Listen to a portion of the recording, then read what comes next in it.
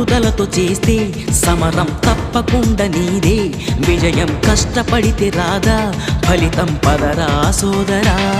నీ ధైర్యం తోడై ఉండగా ఏ సాయం కోసం చూడక నీ ధ్యేయం చూపే మార్గంలో పోరా సూటిగా.